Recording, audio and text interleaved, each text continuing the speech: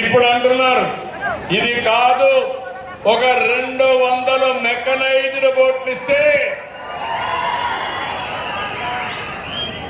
మన సరిహద్దుల వరకు ఎంత చేపలుంటే అన్ని చేపలు పట్టుకొని మేమంతా కూడా విదేశ మార్కెట్లో ఉత్పత్తి ఎగుమతి చేస్తామనే పరిస్థితికి వచ్చారు.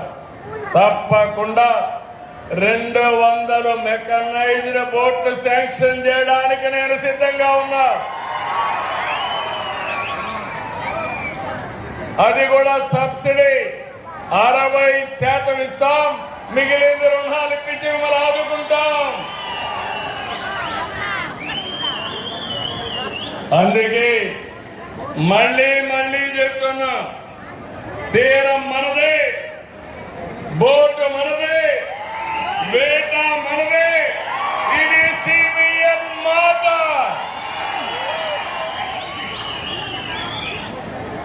జిల్లాకు జువ్వెల జన్నలో అత్యాధునికమైన షిప్పింగ్ హార్బర్ వచ్చింది. 288 కోట్లతో అభివృద్ధి చెందిన షిప్పింగ్ హార్బర్ నిర్మాణం జరుగుతోంది. 87% పనులు పూర్తయినాయి. ఈ హార్బర్ జిల్లా మత్స్యకారులకు ఒక సుదీర్ఘమైన కళ. ఇది మీకోసం నిర్మించింది. మిమ్మల్ని ఆర్థికంగా బలోపేతం చేయడమే ఈ హార్బర్ యొక్క ఉద్దేశం. ఇది మీ సొంతం. దీనిపైన ఫేక్ ప్రచారాలు నమ్మద్దండి. నేను ఒక విషయం ఇక్కడ చెప్పాలి. ఇన్ని సంవత్సరాలు సముద్రం ఉంది, మీ జీవితం మాత్రం మారలా. సముద్రం సంపద ఉంది, ఆ సంపద మనం ఉపయోగించుకోవాలా. చేపలు పట్టుకుంటున్నాం, కాదు గీడంటే ఉప్పు పండించుకుంటున్నాం. అవునా కాదా? కాదు. నా ఆలోచన చేపలు పట్టుకుంటాం, అదే సమయంలో కొత్త కొత్త టెక్నాలజీలు, సీవీడ్ కల్చర్ ఉంది, గేమ్ చేంజర్. సముద్రపు నీటితో సీవీడ్ కల్చర్ చేసి మీ జీవితాల్లో డబ్బులే డబ్బులు, డబ్బుల పండగ వస్తుందని మీ అందరికీ చెప్పేస్తున్నా. అది హామీ వస్తుంది. మా ఆడబిడ్డలు డాక్రా సంఘాలకు హామీ ఇస్తున్నా. మగవాళ్ళు వేటకపోతే మీరు సీవీడ్ పండించి దాన్ని అమ్ముకుంటే ఆదాయం పెంచే మార్గాన్ని చూపించే బాధ్యత మీ అన్నగా నాదని మరొకసారి మా డాక్రా సంఘాలకు హామీ ఇస్తున్నా. రెండవది, సముద్రం మన అదృష్టం. 1000 కిలోమీటర్లు మన వరం. ఇక్కడ కానీ సక్రమంగా ఉపయోగించుకుంటే ఇక్కడ పనిచేసే మత్స్యకారుల పిల్లలు జీవితాలు బంగారు భవిష్యత్తు అవుతాయి. ఎందుకంటున్నానంటే ఈ మాట మీరు గుర్తుపెట్టుకోవాల్సిన అవసరం ఉంది. నాగరికత ప్రారంభించింది నీళ్ళు ఎక్కడుంటే అక్కడ. ఆ రోజు కృష్ణా జిల్లా ఉంది, విజయవాడ పైకి వచ్చింది, ఇక్కడ సోమశిల వచ్చింది, నెల్లూరు జిల్లా పైకి వచ్చింది, గోదావరి వచ్చింది, రాజమండ్రి గోదావరి జిల్లాలో పైకి వచ్చాయి. ఇప్పుడు నేను ఆలోచించేది, ఈ సముద్ర తీరాన్నంతా ఉపయోగించుకుని మా మత్స్యకారుల జీవితాల్లో వెలుగు నింపే బాధ్యత నేను తీసుకుంటానని మీ అందరికీ హామీ ఇస్తున్నా. సముద్రంలోకి పోయే చొరవ, సాహసం. నన్ను సముద్రంలో పోతే పోలేను, నువ్వు సముద్రంలో పోతే ఏ అల వచ్చినా, ఎంత స్పీడ్గా వచ్చినా దాన్ని సమర్థవంతంగా ఎట్లా ఎదుర్కోవాలో నీ పుట్టుకతో వచ్చిన విద్య, నీ పెద్దలు నేర్పించిన విద్య. అలాంటిది మీకందరికీ చదువు చెప్పించి మీ పిల్లల్లో మెలకువలు పెంచితే మీరందరూ కూడా రేపు టూరిజం వస్తే ఈ ప్రాంతం అంతా ప్రపంచానికే ఒక హబ్బుగా తయారవుతుంది. మా మత్స్యకారులకు ఉపాధి వస్తుంది. ఇంకో పక్క ఒక పక్క చేపలు పెంచుకుంటూనే నేను ఇంకో కూడా నిర్ణయం చేశాను.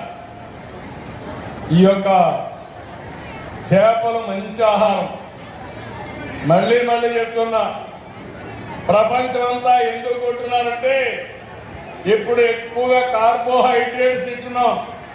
బియ్యం అంటే కార్బోహైడ్రేట్, అది తింటే షుగర్ వస్తుంది. షుగర్ వస్తే గేట్వే ఫర్ ఆల్ డిసీజెస్, అన్ని రోగాలకు గేట్వే. అదే కానీ మా మత్స్యకారులు పండించిన చేపలు తింటే ఇది ప్రోటీన్. ప్రోటీన్ తింటే డయాబెటీస్ రాదు. డయాబెటీస్ రాకపోతే మీ ఆరోగ్యం బాగుంటుంది. నేను ఈ మధ్యకాలంలో రైస్ తినడం మానేశా. నేను తినేది ప్రోటీన్ తింటున్నా. ఆ ప్రోటీన్ పండించేది మా మత్స్యకారులని మరొకసారి విజ్ఞప్తి చేస్తున్నా. ఇంతవరకు మార్కెట్ చేసుకోలేకపోయాం. నేను మీ అందరికీ మార్కెట్ మేనేజర్గా పనిచేస్తా. మీ చేపలకు గిరాకీ సృష్టించే బాధ్యత నాది, అమ్మించే బాధ్యత నాది. నేను చెప్పిన మాటలు విని మీరు కూడా నా మాట వింటే మీ జీవితాల్లో తిరుగులేని విజయాన్ని సాధించి పెట్టే బాధ్యత నాది. ఇంకో పక్క ఈ పోర్ట్లన్నీ మీరు చూస్తే ఎక్కడెక్కడ ఫిషింగ్ హార్బర్లు కావాలను ల్యాండింగ్ కోసం ఏర్పాట్లు చేయాలని అన్ని దిక్కలా చేస్తాం. రెండో పక్కన ఉంటుంది, ఏదైనా బోట్లు వస్తే అది కూడా రికార్డ్ చేస్తుంది. అదే మరి సంపద ఎక్కడదో అవన్నీ కూడా చూసి చేపలు ఉండేది ఇక్కడికి మనకి ఎప్పటికప్పుడు వస్తాయి. దీన్ని ఇంకా పకడ్బందీగా అమలు చేస్తాం. ఒక పక్క మెకనైజ్డ్ బోట్లు వచ్చి ఇంకో పక్క ఎక్కడ చేపలు ఉన్నాయో చెప్పగలిగితే మీరు ఈజీగా పట్టుకునే పరిస్థితి వస్తుంది. అందుకని నేను అక్వాకల్చర్ని ఎక్కువ అభివృద్ధి చేయాలని, మా మత్స్యకారులకి ఎక్కువ ఊతం ఇవ్వాలని ఆలోచిస్తున్నా. ఇక్కడ మీ పొలాలుంటే ఆ పొలాల్లో కూడా మీరు అక్వాకల్చర్ ఫామ్ పెట్టుకోండి. నేను పూర్తిగా సహకరిస్తాను. అవసరమైతే ప్రత్యేకమైన రాయితీలు ఇస్తాం. ఈరోజు రాష్ట్రంలో అక్వాకల్చర్కు ₹1.50 కరెంటు సరఫరా చేస్తున్నాం. ఇంకో పక్కన అక్వాలో రాష్ట్రంలో సాగేదానికి 50,000 కనెక్షన్లు ఇచ్చాం. దీనికోసం 803 కోట్ల రూపాయలు 24-25 సబ్సిడీ ఇస్తే ఈ సంవత్సరం 843 కోట్ల రూపాయలు ఇస్తున్నాం. నేను ఈ విషయాలన్నీ మీరు గుర్తుపెట్టుకోవాల్సింది. ఈరోజు నేను ఏ రంగాలలో అభివృద్ధి అవుతామో, ఎక్కడ ఆదాయం వస్తుందో అక్కడ నేను శ్రద్ధ పెడుతున్నా. ఇంకో పక్క 1924 మీరందరూ గుర్తుపెట్టుకోవాలి. అది ఒక పేడ కళ, విధ్వంసం, ఎక్కడా పని కాలేదు. నేను అడుగుతున్నా, ఆ 10,000 తప్ప ఒక్క పైసా మీకు వచ్చిందా? ఒక్క అభివృద్ధి అయిందా తమ్ముళ్ళు అని మిమ్మల్ని అడుగుతున్నా. లేదంటే చేతుల పైకెత్తండి. వాళ్ళు చేసిన విధ్వంసం నాకు 23 నెలలు పట్టింది.